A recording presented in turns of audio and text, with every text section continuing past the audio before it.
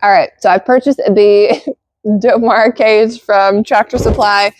Now, y'all might be like, okay, but don't you use lean-to hutches outside?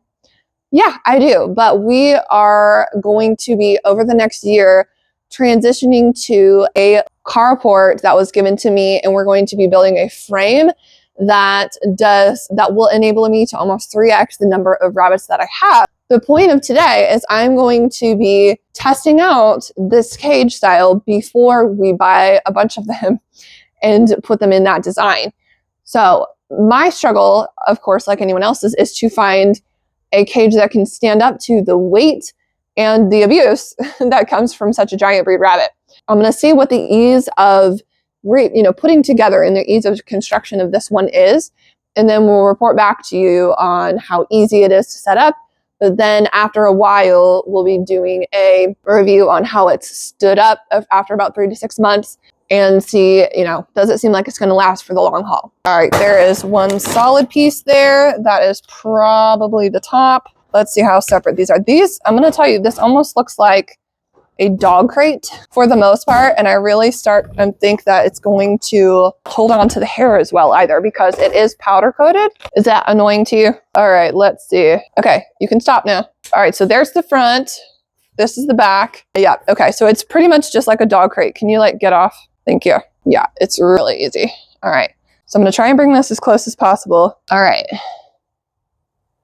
Now you can see this one at the top here, where it's a hook that's out, and then these pop in here like this. I missed the bottom one. But then right here, this one is curving out.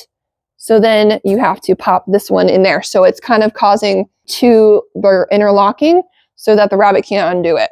Obviously, he seems like he totally is cool with it. Out. All right, so let me rotate it and pop it this side together. Yeah, it's going together really, really fast.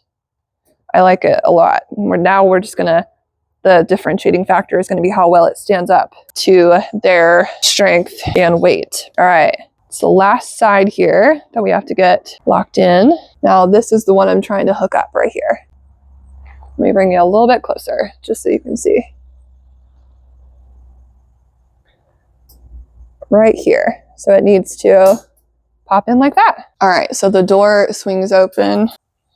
All right, this is a 30 by 30, so obviously it's not gonna matter as much. Lay the top on, kind of these ones are just like the other one. These ones are hooking out this way, and then this one hooks in. So I just need to pop the top underneath so that it makes it stronger. Same with this way. I think what I'm gonna do, rather than going all the way around, is do opposite sides. So do the front and the back, and then the sides. Pop this one, pop that one. Now we'll go to the sides. Okay, these ones don't have as much. So these ones are underneath. Let's get the underneath one done. Then here's the center.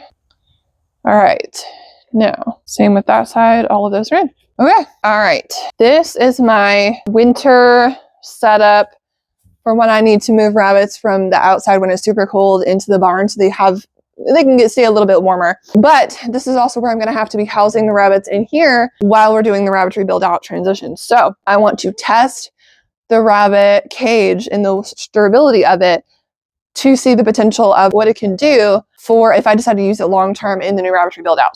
But what I wanna do is have it not be as close together because it's going to be right at the edge when we would build the frame. So I want to set this cage up as much as possible like it would be in the new build out.